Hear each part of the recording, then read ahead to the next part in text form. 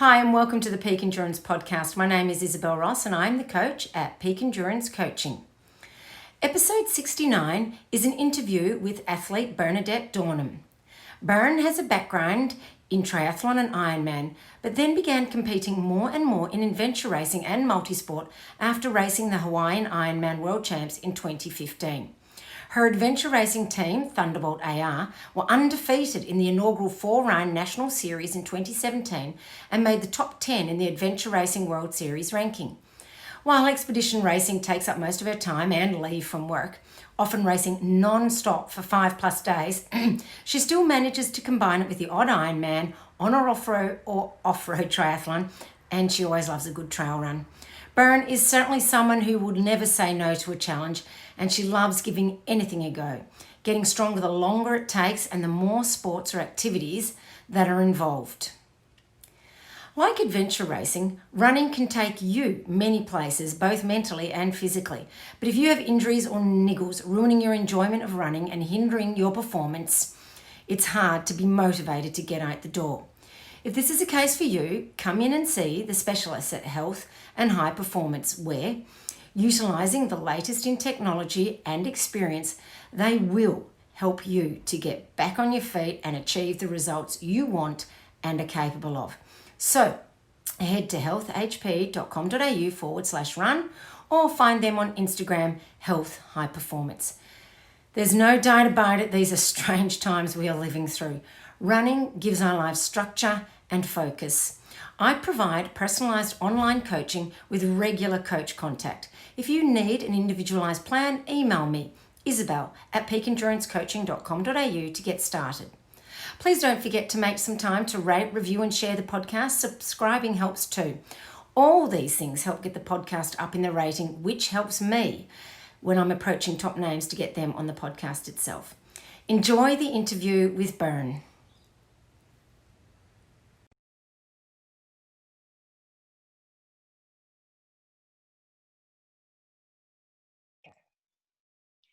Hi, Bern, and welcome to the Peak Endurance Podcast.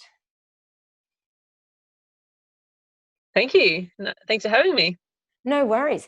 Can you tell the listeners of the podcast a bit about yourself, your sporting background, and how you got into adventure racing?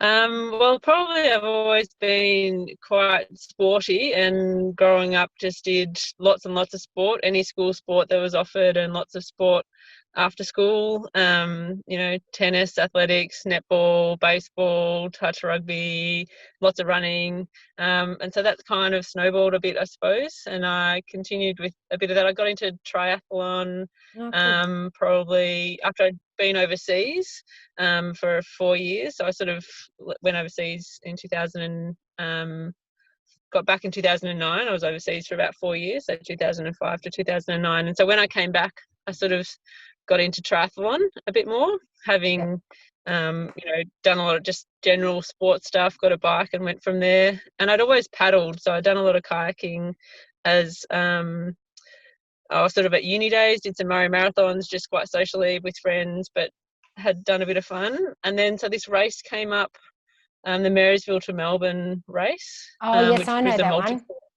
Yeah, it was awesome. It was amazing, like run by Rapid Ascent. They did a really good job. And so it was like a trail run. So awesome. I love running on trails.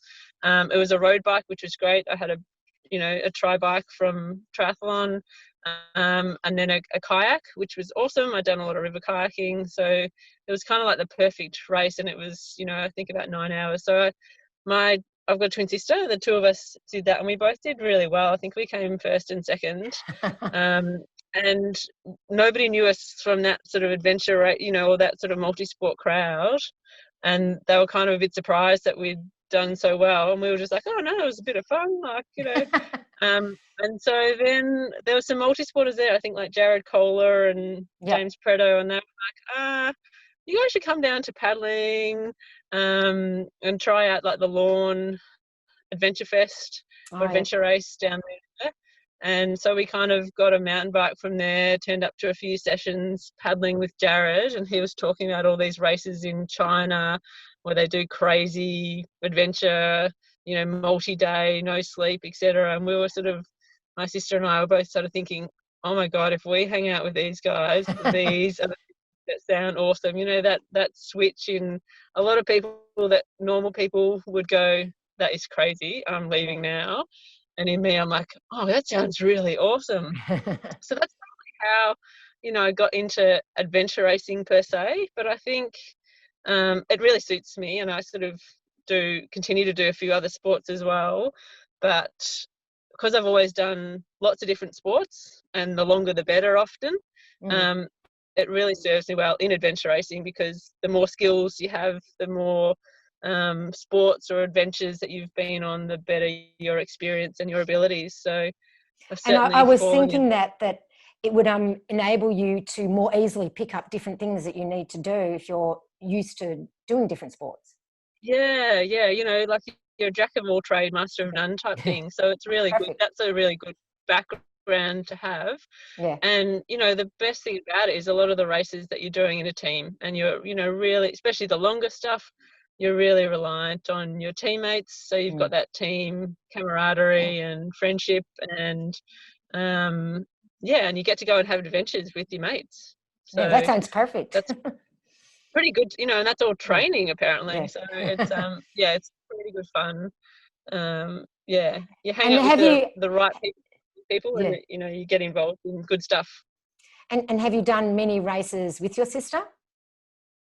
Actually, we've done a couple of little sprint beginner races in the early days, but until Eco Challenge, we'd always raced against each other pretty much in opposing teams, and had that rivalry. Most of the team races,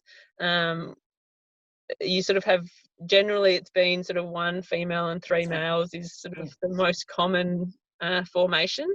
And so we often raced in opposing teams and battled against each other, which is the same in our individual racing.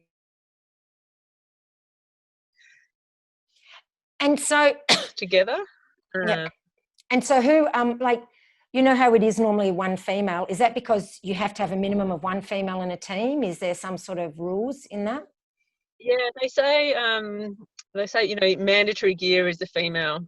And I think it's terrible. There's a few, it's kind of, the token chick. So, you kind of feel that role, and there's like sayings that, mandatory gear doesn't carry mandatory gear. But I think in the longer races, it's very evident that, that there's a lot more teams with all guys that will pull out than teams with, that are mixed or all girls. So, and the mixed teams often finish, or pretty much always finish ahead of all male teams. So that initial strength of the guys, and the initial, increased speed and strength that they've got, generally the longer the race goes, it evens out a little bit. So whether the guys blow off all their testosterone and, just sort of slows them down a little bit, whereas, maybe the first day or so I'm struggling to keep up a bit, but then after that first day or so, you kind of evens out a little bit. So I'm less likely to lose, or females in general are less likely to slow down as much as the guys tend to. So it kind of evens out, and often towards the end, it doesn't really matter if just because you're a female, you're not any weaker. In fact, you're getting stronger. Yeah. Certainly, so I think I've noticed that. Yeah, and you would notice the same, sort of being an ultra runner, that it's the longer that it goes, that sort of pacing or just that endurance sort of comes through a little bit. And I think having a mix, male female, in your teams is a good balance. You don't want all the same type of person, because you get benefits of having different people with different strengths. And that's possibly one reason that I also haven't raced with my sister as much. We work really well together, but we're very, very similar. So we don't bring different assets to the team. We're similar in that respect. So that works in our favour some ways, but in other ways, we're likely to have the same opinions, or that make the same decisions, or the same strengths/weaknesses. So, So how did you choose the team? Who did you have the team and then apply, or how did it all work? Oh, there was lots of discussions, the rumours about Eco Challenge coming out, and everyone was getting really excited in the sort of adventure racing world. Eco Challenge was big 20 years ago, and it was, for a lot of people, it's what got them into adventure racing, or that distant memory of, the thing that they've seen from adventure racing, and it certainly ballooned, or, was big, brought adventure racing to the forefront. So when there were rumours about it coming out, because we all do, or myself, my friends, my sister, we all do a lot of adventure racing, we're all kind of chatting about teams. But the initial rumours were that it was going to be 2 females, 2 males in the teams. And so Elizabeth and I just thought, oh, that's perfect. Well, it's a chance to race together. And we sort of both had picked a guy that we raced with, and Leo and Sloshy, our teammates for it.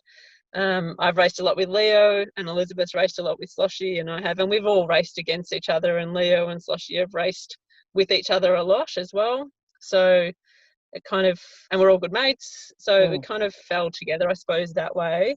And once we found out that you didn't necessarily have to have 2, you could have a combination of 1 or 3 females. We still thought, oh, it's a pretty good opportunity to still race together. We've got a good team that we enjoy racing with. Let's give it a go, have a bit of fun. Yeah, use the twin angle perhaps to try to get a spot, because I think, you need to have a little hook of something to get in. And Rob, who you've spoken to, he was racing with his wife, so not only is Rob's team, one of the top national teams, as well as our team. We all race for the top step of the podium in the national series and in the World Cup, World Series races.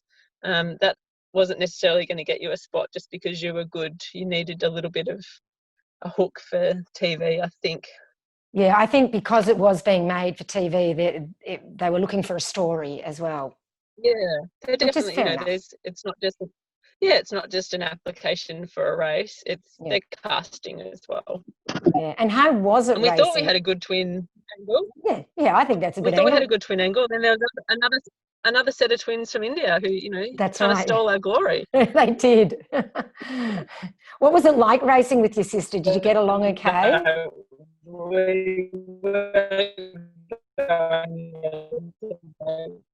Well, sorry, you're just breaking up a bit. What was that? Yeah, we were sort of we get on really well most of the time. That's good. We from time to time, but that lasts 30 seconds and then it's forgotten. But you never know. Certainly in an adventure race state, 5-6 days with minimal sleep down the track, how you're going to go. So the guys were a little pre-warned that they might have to play referee, but actually it was fine. We probably needed to do more for some drama for the cameras, but we raced well together. And like I said, we're all the 4 of us. And even our assistant crew member were great friends. So we just kind of had a ball racing together. That's awesome. That's really good. And how did you designate the different roles and responsibilities in the team? I suppose we were really lucky in that because we've raced a lot with each other and together, they kind of just naturally fell into place, and we all really work well together. I think, Sloshy or Dave and Leo are both very strong navigators, so they took the maps for sure. Liz and I can nav, but not at the pace that we can sort of race at. So they were the main ones that looked at the maps. But most of the decisions on strategy were kind of discussed sort of as a team, and just, I suppose it wasn't one sort of person making decisions. It was kind of just happened as a team, and we might be better at a little bit of organisation, but the guys might be better at some other things. So we were really lucky that a lot of the roles didn't have to be discussed or worked out. It kind of, because we've raced with and around each other, and they change throughout the legs. To start with, someone might be carrying more gear, but then it changes the next day when someone's not feeling so well, and someone else might start off stronger paddling or on the bike, but it switches around. And so we're a very even team in looking after each other and in strengths, I suppose, which is amazing. Yeah, and that's great that you know that you can fall back on each other. How long did it take you in total? 7 days, I think. We finished 100 and, oh no, testing, I think 150 hours or And something. how We much, just sort of finished yeah, just going on to the 7th day. and how much sleep did you get in that time? I haven't actually added up. We actually, like, it wasn't a lot of sleep for, you know, for someone who's at home or for a normal race and certainly watching. But I think in terms of this type of racing, we actually had a bit more sleep than we would normally get. So the first night when they paused the race, Yep. you know, you normally don't sleep that first night. Sorry, the second night. We didn't sleep the first night, but the second night they had to pause the race. We'd got through the gorge, but a lot of teams had got stuck Yeah, that's behind right. us. And so we got a good, like, 6 or 7, 8 hours sleep Wow, that second night, which is, that's you know, we awesome. got stopped at maybe 9 or 10 at night on the Yeah, second night, which is perfect. You're ready for a sleep then. yeah, We were halfway through the Billy leg, which was kind of long and arduous and just doing our heads in more than physically challenging. So it was nice to break that up. yeah, And it, you know, would have been a really long, funky paddle, you know, Billy through the yeah, night when you're really wanting to sleep. So that was quite nice. And then the camps, the 4 camps during the race, and the finish was the 5th camp. We kind of, you had a 90-minute stop minimum, yeah, and so even if you weren't using your sleep card, because we had a sleep card where you had to spend, I think you had 5 lots of 3 hours in a transition or a checkpoint. The 90 minutes gave you a chance to do your transition, change your gear, swap, yeah, get ready for the next leg, read some maps, plot, you know, plot the map and the course, but then also get a little kip. So I think, yeah, we probably got about 6, 7, 8 hours on that second night, maybe the third, 4th night, I think. We might have had, you know, 90 minutes, and then maybe, oh, sorry, yeah, probably a couple of hours actually, and then 2 or 3 other periods where we had sort of 2 hours or so. So it wasn't too bad. And we actually got stopped just before we finished. So we just had the ocean outrigger yeah, paddle to go, but the winds had picked up. And so we got there sort of mid-afternoon, but they'd stopped. There were a few teams, 1 or 2 teams stranded on the islands ahead of us. So they weren't letting any other teams going. So we sort of had a full night's and more sleep that last night. So we crossed the finish line relatively fresh, I suppose, in terms of sleep. Still, after 7 days of racing, nothing's could be no, described as fresh. no, I can't imagine. How do you Yeah. deal with sleep deprivation anyway? Like when you're racing, because a lot of those things, like for my mind, if I'm not feeling fresh and awake, I'd be hopeless at them. How do you do that? Yeah.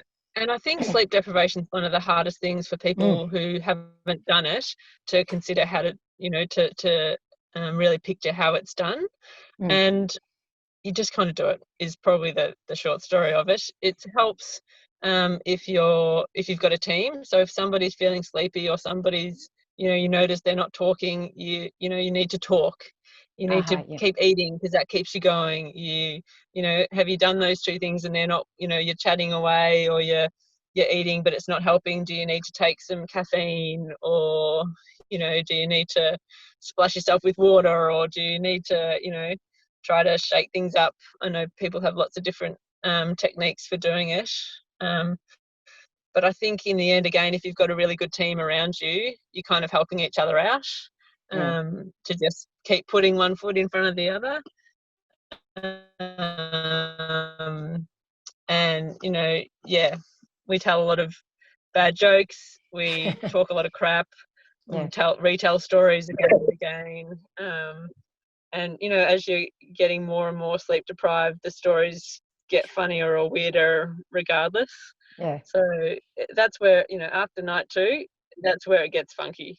And, you know, I think it's the first time I did it, you know, the first 24-hour race or the first 48-hour race where you go through the night, because you're kind of always concentrating on different things and what you're doing for the most part, it's okay. Like if you're sitting still and just trying to stay awake, you've got no chance. But if you're kind of trying to think of different things or keep your mind a little active, you know, and your body a little active, then that can help the sleep deprivation. You just sort of keep going, and you certainly see, at different times you have different, sleep monsters or visions of different stuff, and things get funny. I think for the last few days of this race, the Eco Challenge, I was just hysterically laughing at anything, and I knew it, but I really couldn't stop it. So it was, it's a bit of fun, and it is definitely part of the challenge. It's not for everyone. It's not great for your body. It's not great for your mind. We've been known in other races to get into a transition and be like, hey guys, do we need our bikes for this bike leg? And it wasn't like an obvious, yeah. It's kind of like, yeah, I think we do, and I think the very typical one that if you ask any team, they've all had this similar experience, that when they're walking along and they're like, wait, guys, we're missing somebody. There's only 3 of us. 1, 2, 3. Look, where's the 4th team member? And then you sort of realise, oh, I'm not counting me. Oh, never mind, keep going. And that's quite a common one, but you do have different things that happen. I think it's always hard when you're on water. I find in kayaks at night, or because it's quite rhythmical, you're often sitting down. Yes, you're just kind of lulling yourself to sleep, and your brain's kind of going, oh, just shut one eye just for a bit, oh, just shut the other, and oh, just for a bit. And you're hoping your teammate in the front of the boat or the back of the boat is watching the steering, or you're just relying on each other to wake each other up. It sounds like but that's where all the funny stories come from. Yeah, I bet. And it sounds like it's the team environment that really makes it as well. Yeah, and I think those, you'll probably know the same things, that during a race you go through a lot of hard times, but once you've finished a race, those hard times just seem like funny stories. And they're the ones that you keep sharing, and you have that memory lapse where you forget how tough it was and how many times you swore you'd never do this again, because all you can imagine is that soft comfy bed and lying somewhere with your feet up. You kind of forget about those hard moments, and often the hard moments become the good stories that you keep retelling, and that make you want to go back and do it again for some strange reason. I know, what we must be suckers for punishment or something. I don't understand it, but that's the way it is. Well, all the stories when you tell of each other of all the races that you've done as well, you never sort of tell of that race, oh, do you remember that race where everything went really well and I just from the start to the finish and I felt great the whole way?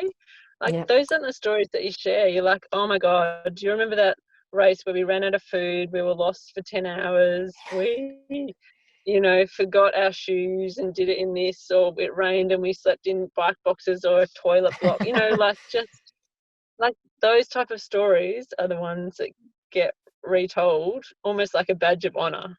Yeah. No, I can imagine. I'm sure you have lots of those stories, no doubt.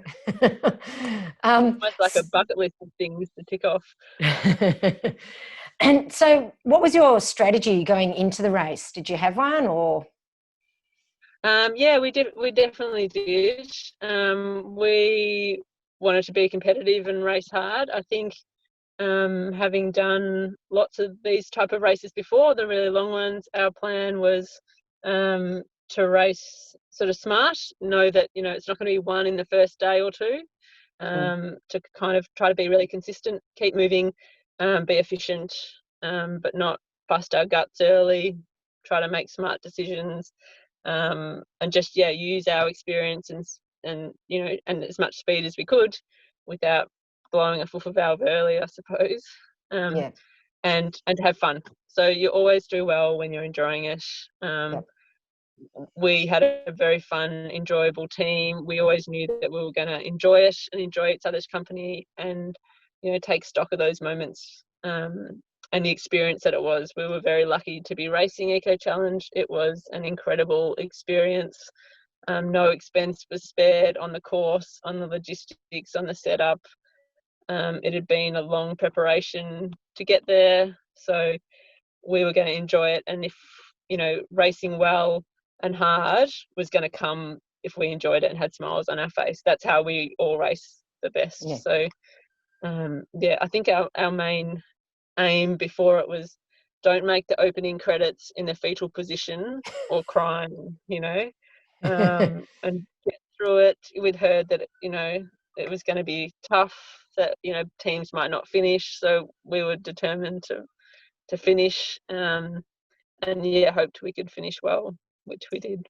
It was billed as the world's toughest race. Do you think it lived up to its name? I think they're all tough, and they're all tough in different ways. Yeah. I think for some teams, definitely it was the toughest race.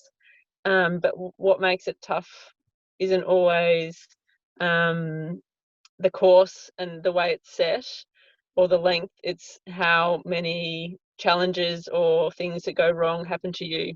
So we had a relatively trouble-free race. We didn't get lost. We didn't make too many mistakes. We weren't too sick.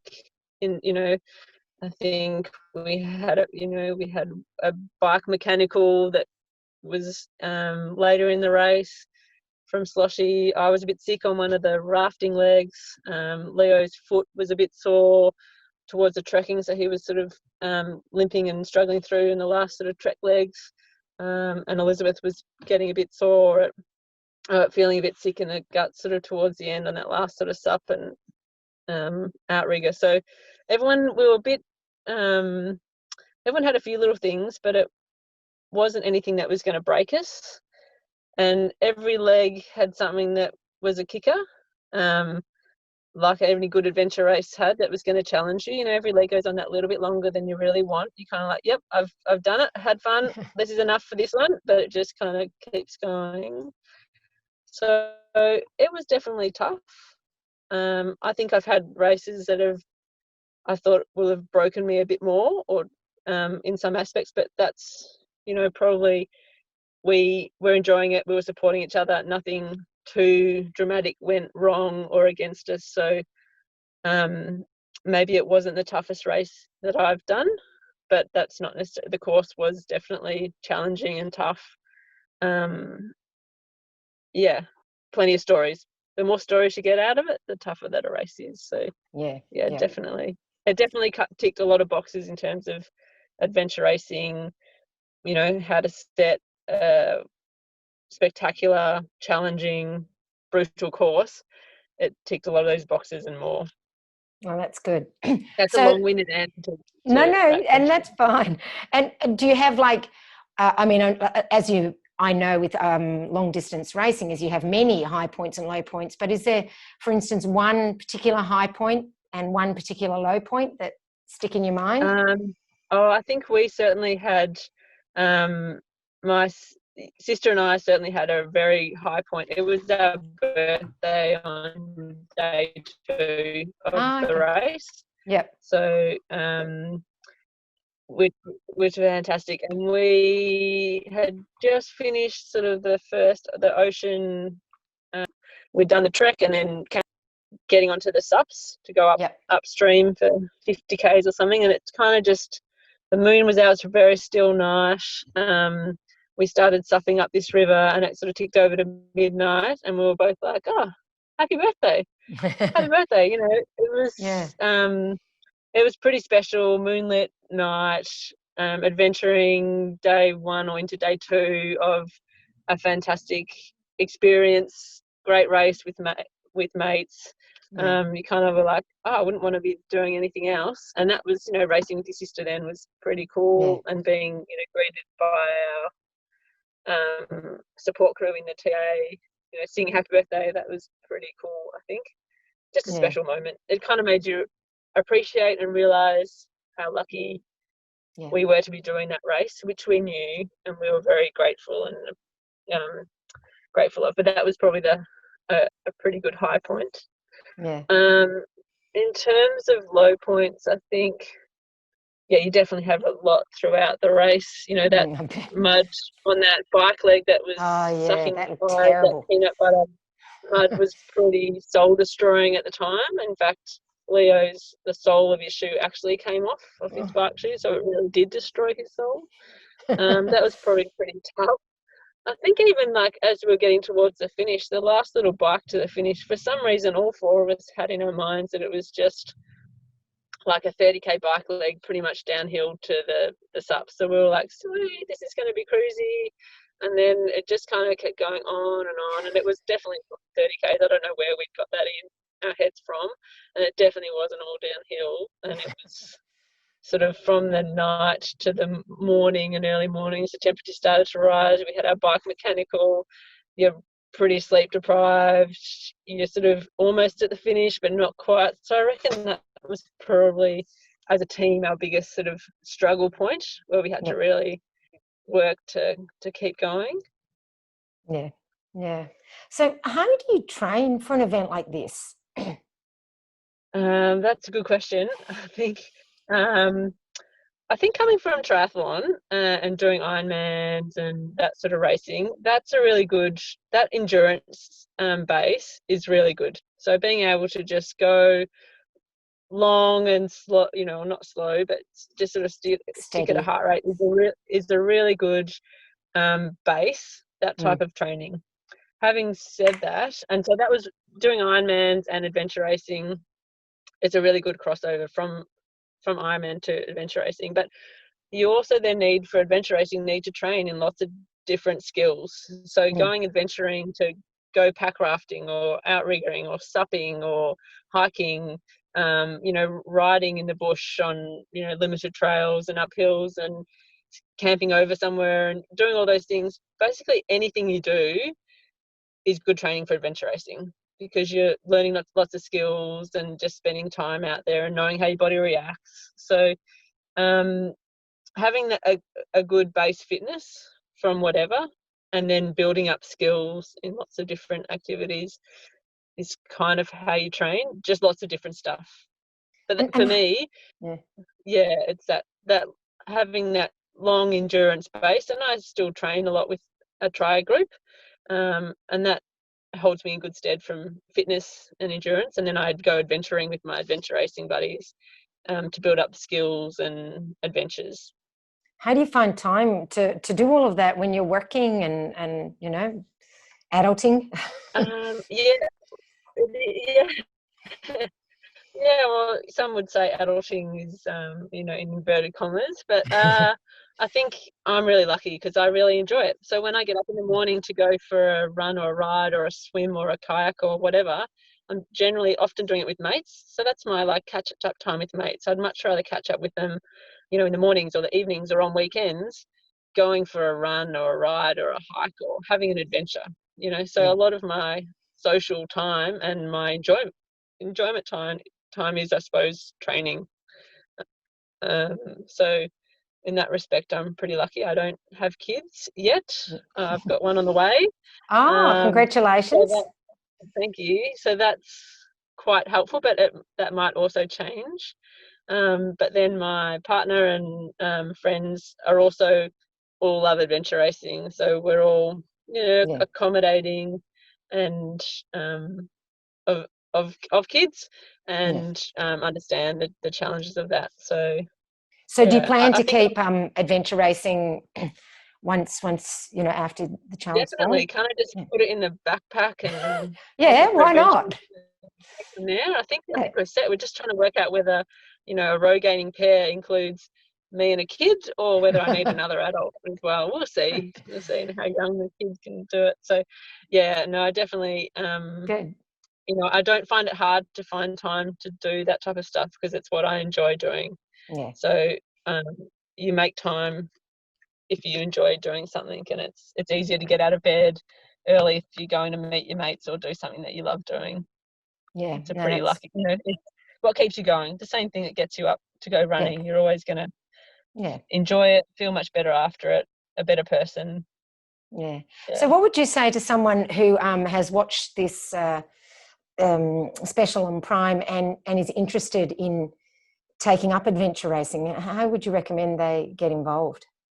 Oh, definitely do it. That would be my first one. I think it's that Eco Challenge is quite extreme. So that's a really long race, lots of different skills that push you to your limit.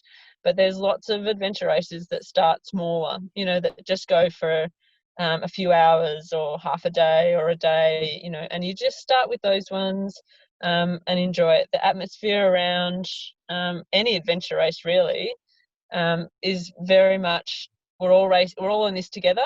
We're all racing the course, so everyone's quite supportive and friendly and helpful. And then after we've raced the course, then we're racing each other. So it's not quite so much, you know, some individual sports or some maybe more sports that are more predictable potentially. It's more about the individual and not so, you know, a bit more serious. But these, you know, races, the shorter races, the sprint series, they're all about having fun, you know, having that good story. And if you get lost, oh, that's all right. That's part of it. That's a good story. Yeah, So, exactly. Yeah. Yeah, there's, you know, hook up with your local mountain bike or your kayak club or, you know, adventure race, reach out to some adventure races and they'll point you in the right direction wherever you happen to live. There's always someone to go adventuring. It's a very friendly community, and there's certainly been a lot of interest after Eco Challenge. Oh, I bet. For races. So yeah, there'll be a lot more novices out there. That's great. But there's certainly adventurers that adventure races that cater for that. And that's the beauty of it. You know, you can have beginners racing against very experienced racers in the same race, and you'll, you know, some of them overlap, so you're seeing each other and you're all preparing together. So it's a pretty good sport. Yeah, it does sound good. And I have a few years ago done a couple of those small ones as well, and I just had a blast. So yeah. They're really enjoyable. You sort of don't know what to expect, and that's half the enjoyment of it. Just a different experience, and you can come with any sort of background, and you'll have skills in some area, you know, and you'll partner up with a teammate that's got other skills, so you'll figure it out together. And that's pretty much what adventure racing is, just figure it out how we're going to get there in the best way possible. Yeah. So I was going to ask, have you applied for the Eco Challenge next year? But that might be a bit difficult for you. I don't know when you're due. We've definitely applied. It took us about a millisecond to consider whether we would or not. It'll make a good story if you've just had a baby too. It would, wouldn't it? Yeah, for sure. I think Patagonia, which is where the next Eco Challenge is, like the ultimate. I think there's a race that already runs over in Patagonia, or a couple actually, and it's always been one of those, like, that's on your must-do list. Although all the races that I've seen happen, all I can remember from them is pretty much people riding at a 45-degree angle into a massive headwind with all their clothes on, pretty much moving backwards, you know, while they're pedaling at full speed, or they're, you know, sitting in a pack raft or a kayak in their full dry suit, looking very cold with snow mountains around. So it's tropical races are harsh.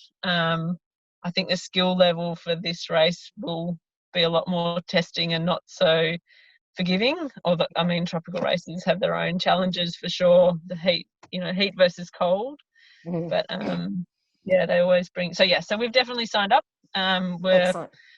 Along with probably half the world now. Yep, I think so. That certainly sparked the interest. So we're just sort of waiting to hear. They've announced a couple of dates.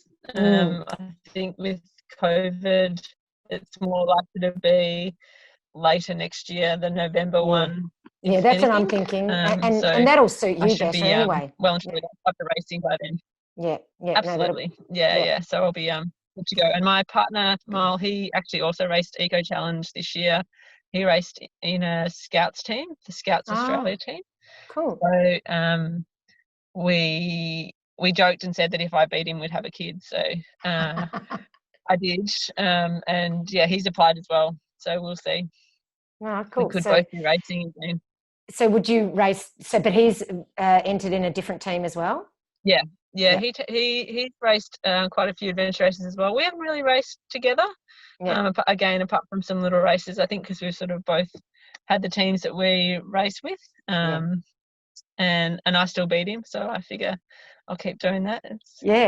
Sounds good to me. have some good rivalries, some different stories to tell each other. I think that's always good. That's great. So did you get to meet Bear Grylls? We did, yeah. We met him a few times. I had a bit of a chat with him sort of at the start of the gorge, and and a couple of times. I think I'd love to see him do an adventure race. I think, he'd probably be quite good at it if he had, came along with some races with some people who had a bit of experience as well. I think he'd be able to tough it out a little bit. And he was quite good on the cliches and motivational speeches, which was quite interesting. I think definitely for some of the people that were new to it or weren't really sure, they sort of needed a bit more motivation and positive encouragement. We kind of